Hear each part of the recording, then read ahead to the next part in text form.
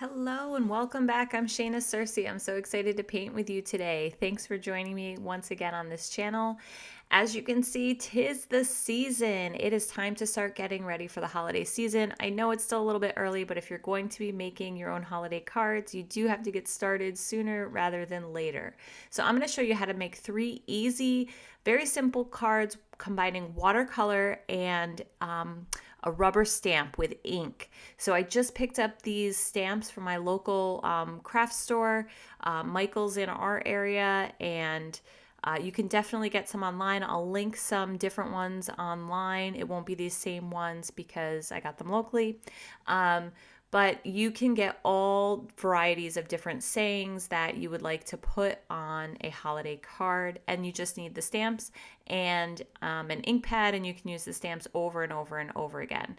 So I'm going to show you how to make a couple different designs as well as different ways to make the actual card itself. Again, I'll link to the supplies in the description. Don't forget to like and subscribe to this channel if you're enjoying this, and share with someone who might also enjoy learning how to make their own watercolor painted cards, hand painted cards. What better way or what better gift than a handmade gift? Okay, so I'm using an actual watercolor card. So the whole card is a piece of watercolor paper. It's a Strathmore card. They come with envelopes. I'll link them in the description. You can get them in boxes of 25 or 100. And I'm just mixing up with my I'm using a round brush, a size 8 with a nice point on it, and I'm mixing up sap green and Viridian.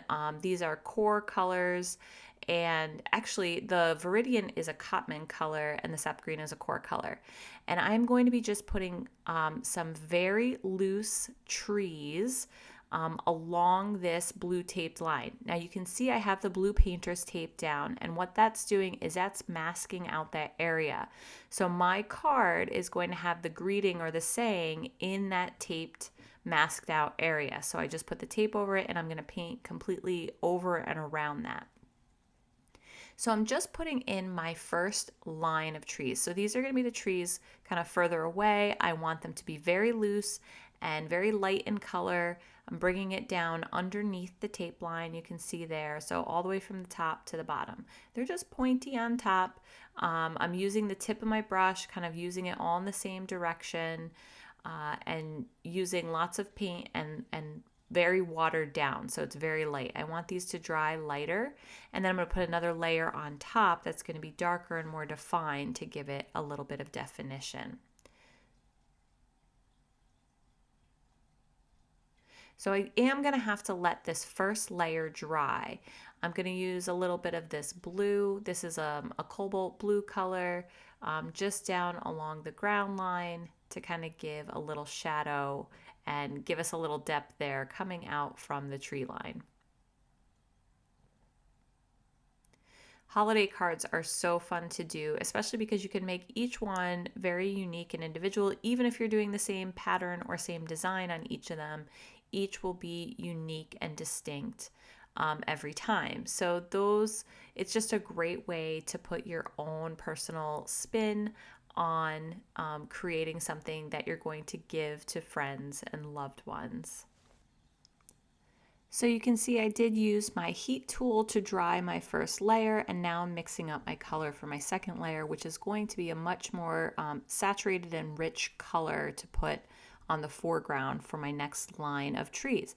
I just used sap green with phthalo blue to get this kind of dark jewel toned green color. So it's leaning on the blue side, but it has a lot of depth to it. I really love it. Now my strokes on this layer, I'm going to keep them a little bit tighter, a little bit more controlled than that first layer where it was very loose and very light colored. Now I'm using the darker color. This layer is going to be kind of more crisp, more in focus, have more defined brush strokes, and be of a darker color to create this depth of multiple lines of trees in front of each other. So I'm going to fill the whole area. You don't have to go left to right or right to left. You can skip around. I tend to do that. It just gives me kind of variety as I fill in the space. I can kind of look and see, do I want something a little taller in the center, a little shorter, making sure I'm not making too many very distinct patterns, because I'm not trying to make a very evened patterned card here. I want this to just look like a nice loose set of trees, of Christmas trees or evergreen pine trees. So I'm just going to keep filling in, kind of finding my way across until the whole area is completely full. And you can also add in, these are still a little wet, but I'm dropping in little bits of other color into them while they're wet, just so they have some areas of highlight and shadow, or at least shadow kind of dropping in there with some additional color. And all of these don't have to be the exact same color either. They can be very similar. Some can have a little bit more blue in them, a little bit more green in them, a little more water and be a little lighter than others. You can vary up the values and the shades and the tones of the color. Just make sure you do get below that tape line as well. I know it doesn't seem very important, like there's not a lot to do down there, but when we take the tape off and we have that white line in the middle, it will be very apparent that your trees are both above and below, that they don't just cut off as tiny short little trees at the top there, that they continue all the way down and we have kind of a banner in front of them.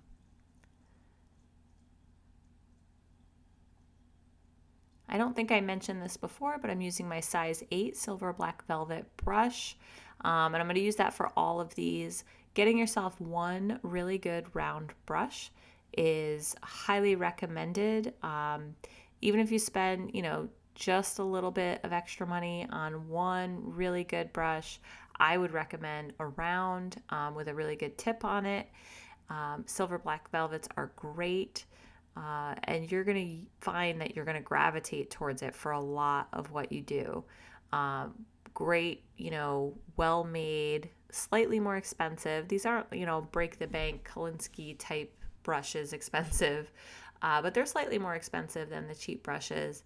But it's going to last you forever, and you're really going to love the quality as you paint with it. So you don't have to get a whole set of them. Start with one and then add to the collection as you go. So I'm just using my water and my brush to kind of grade out the bottom there, give ourselves a little bit of shadow in the foreground. And then we're going to give this a little bit of bleed-proof white.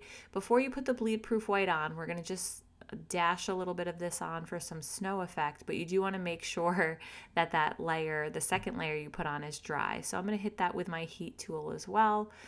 Again, you can just wait for it to dry or use a hair dryer or a heat tool to dry it more quickly.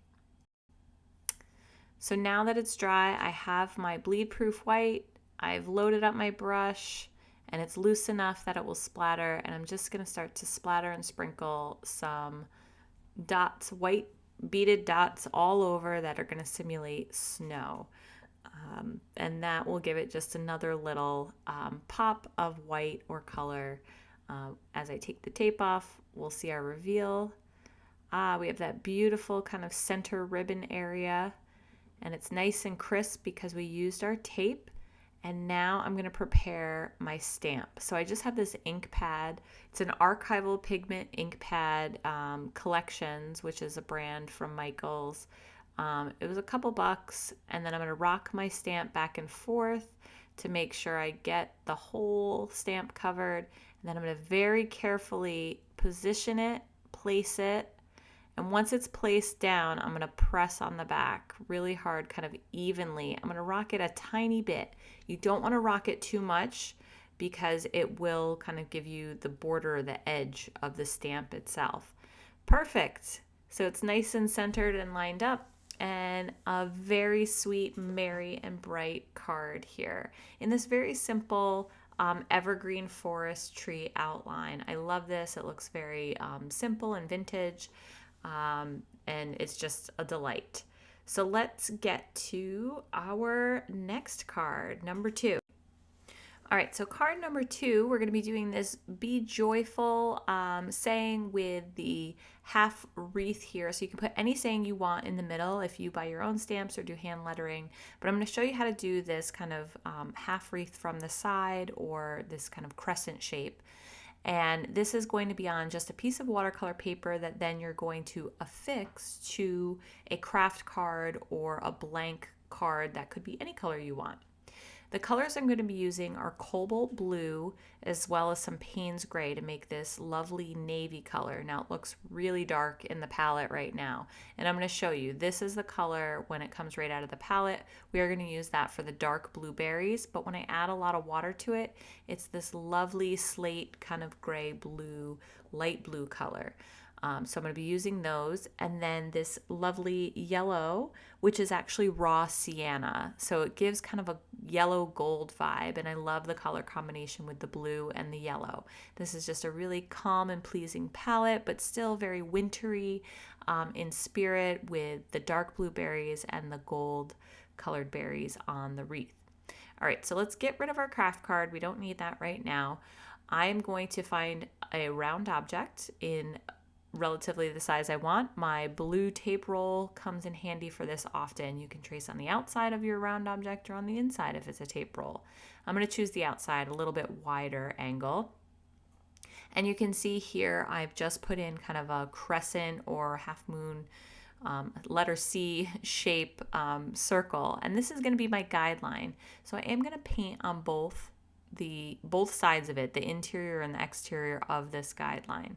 I'm just erasing some of that line. The other parts I'm going to cover up so much it should be fine, but you can make your line much lighter.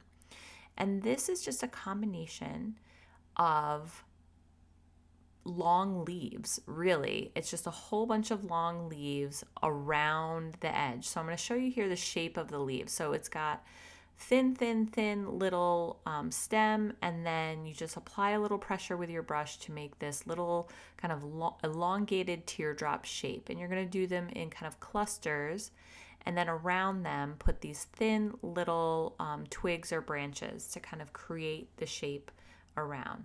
So I'm starting with my really light blue color, and this is going to be the majority of the leaves around the wreath. So I'm using this color to set up kind of the twigs that the leaves are going to stem from. And here we go, just a little bit of pressure, and look, I'm painting on both sides of the line. That's really important. And I left my line kind of dark for you guys to see. Like I said, you can definitely erase your line even more, but I'm just going to leave it there so you can really see how I'm working the center of the line, both sides of the line, and I'm coming all the way around to the other side to complete that C shape, but I'm leaving the edge a little bit open. And I'm going to work my way through the other side with that same set. Now I'm going to do leaves on both sides, do them in pairs of 2, and then add 3s, so do some little triplets, maybe a single leaf if you need to fill in an area. But yeah, I just love this color palette. Like, this doesn't do it justice yet. I love this color, this light blue color. It's so beautiful and soft and delicate. But I also love the pops that we're gonna get with the much darker blueberry colors, that dark, rich navy color, and then that bright yellow pop of color. So depending on your holiday aesthetic, what you're looking for, you can change the color of these designs up however you'd like. So this palette is very much more of a wintry kind of snow, ice, that ice blue color palette, versus something maybe in a much richer jewel toned green. You could certainly do greens and reds for the leaves, reds for the berries. And any other color combinations you want. You could do a total, rainbow themed holiday Christmas and go crazy with all different color, bright toned leaves as well. So the color palette that you choose is really going to change the tone of this, but you can use the same structure for what you're painting, no matter what colors you decide to use. All right, so I put our leaves in, and you saw I put in some branches with the tip of my brush. So we're going to make some dark blue for those berries. So again, cobalt and some Payne's gray to make these dark blueberry colors. Now I'm just going to find areas all around. I'm going to vary the sizes of these little berries.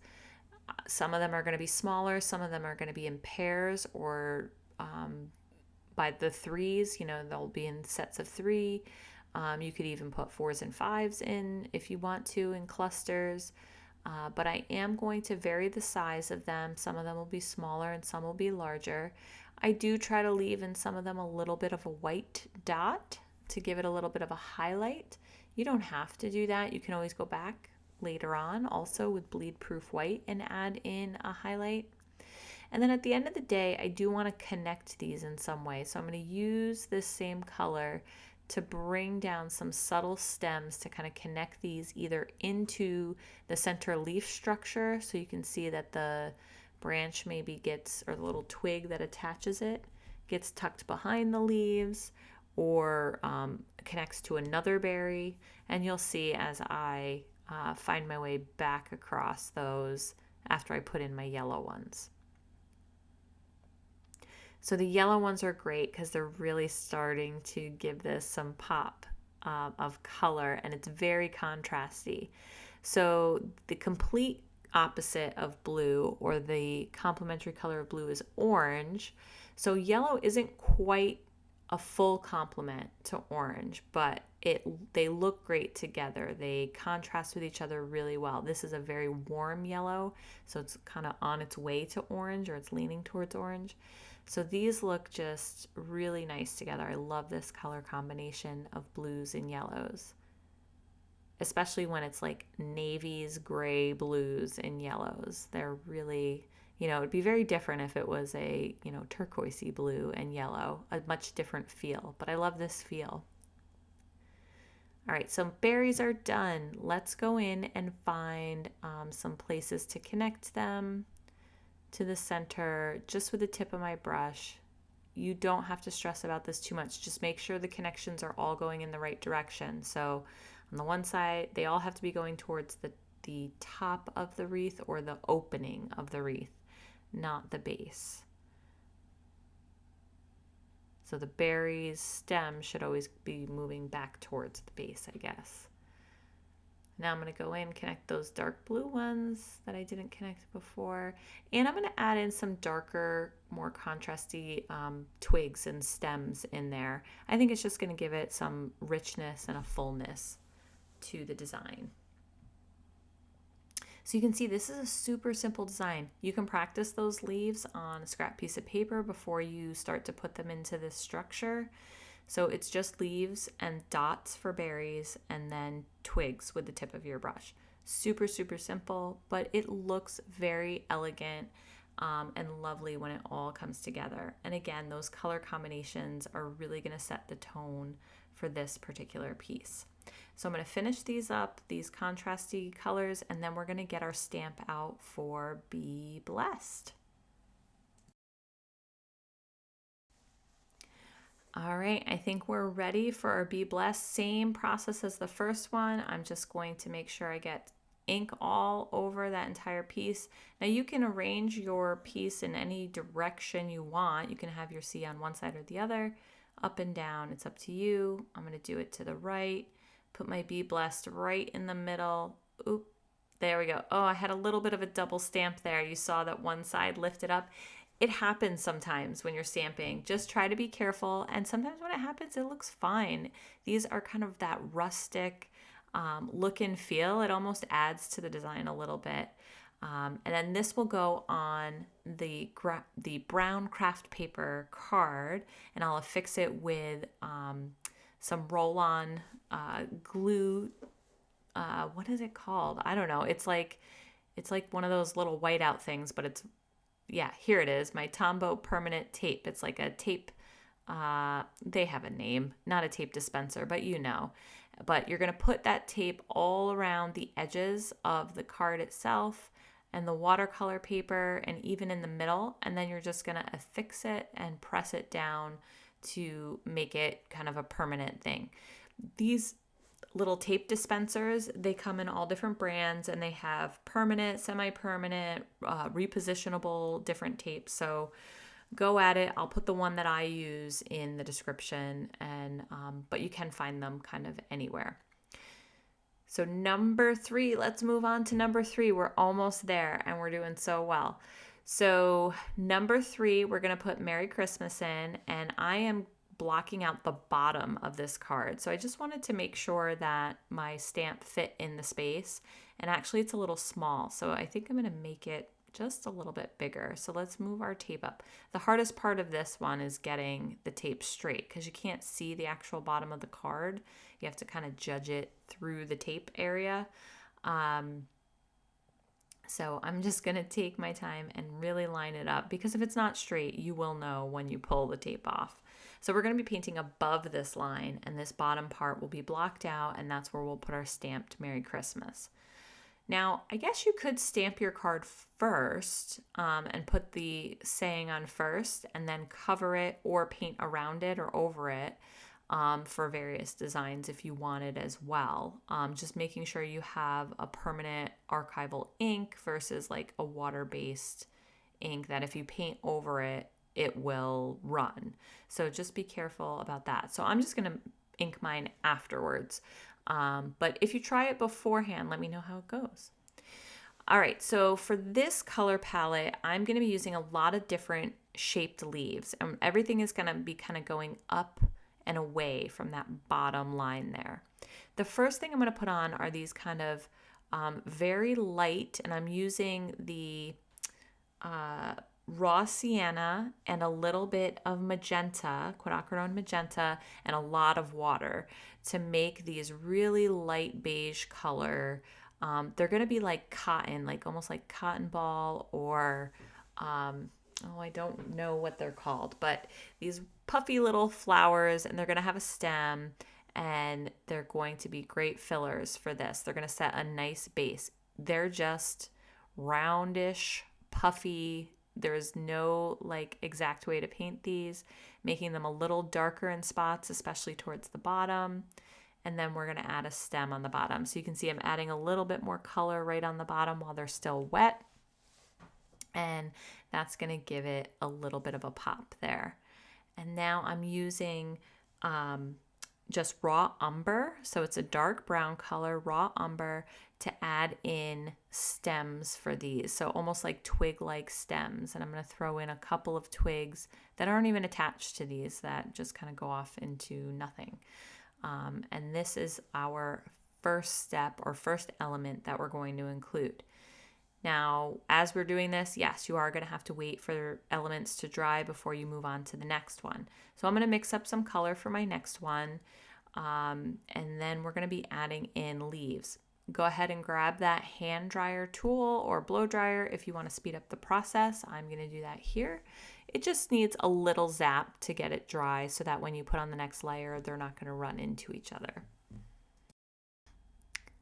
All right, the next element I'm going to start working on is going to be in this really light blue color, but first I'm just going to tape down the corners of the top of my card just so that it stays flat. As I was drawing, I noticed the top started curling back towards me a little bit, so I don't need to tape the whole thing down, just keep it kind of down on the surface.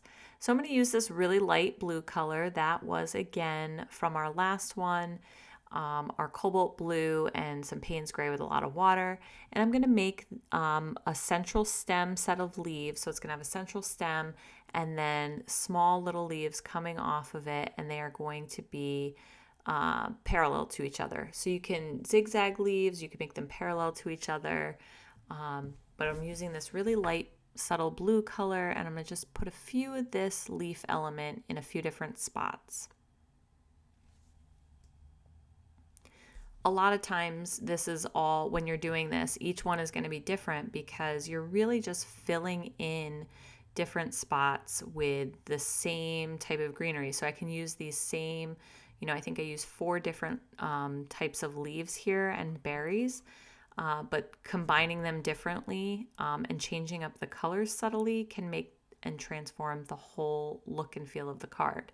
So play with those different types of textures, learn the 4 kind of elements that we're going to use, and feel free to change it up on your own. You don't have to follow exactly what I do, but maybe just use this as reference or guidance for what you're going to plan out. So roundish, puffy cotton ball thingies, these central stem leaves where lots of little leaves off of one central stem. Now I'm going to do some bigger greenery, so bigger green leaves, and then we're also going to do some pine stuck in there as well, followed up by berries. But let's get in these green leaves. So these are going to be more of a traditional, kind of almond shaped leaf, a stem similar to the blue ones, but these are going to bounce back and forth. They're not just going to be kind of parallel to each other on the stem. I love sets of 3 with these leaves to do kind of 3 longer little clusters of leaves. So 1, 2, 3 there, 1, 2, 3 in the middle one. I'll put another one over here. You do want your composition to be balanced, so not any one element that's really strong kind of hanging out on one side or right in the middle without any balance anywhere else. You don't, when you're making a composition, you don't want it to be completely kind of robotically balanced. So it's exactly, I put one leaf here and I measure an inch and then I put another leaf exactly like that right here. So don't do that. You don't want it to be uniform, but you do want it to be balanced. So you see similar colors throughout as well as different leaf styles throughout. So I'm adding, now I'm going to start to add our, what is it called? I'm going to put in some more branches first. I'm just filling in with some brown branches. So raw umber again. And these branches are going to set me up for where I want to put my my pine sprigs. We'll call them sprigs. That sounds good. So the green that I use, it's a much darker green. It's more phthalo blue, sap green, and a little Payne's gray to give it that really deep, rich color. And now I'm going to be filling in those little branches with these long, swoopy strokes, all from the center bottom area of the twig, and then swooping up towards the center to make these pine sprigs. And again, you can see I've kind of spaced them out throughout the composition, but didn't put them all in one area. All in the exact same direction, evenly spaced apart. I just made sure that they kind of appeared throughout the composition. Okay, and last but not least, we are going to be adding some berries. Now I have red berries here. You could also add in colors that are more in line. So you could do these gold berries. These are a little more closer. They don't have as much contrast to the composition in terms of the color choice. So you can do whatever you want. You could put neon purple berries in there if you want.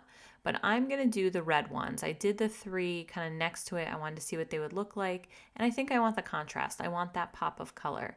And I'm just going to spread these throughout the piece.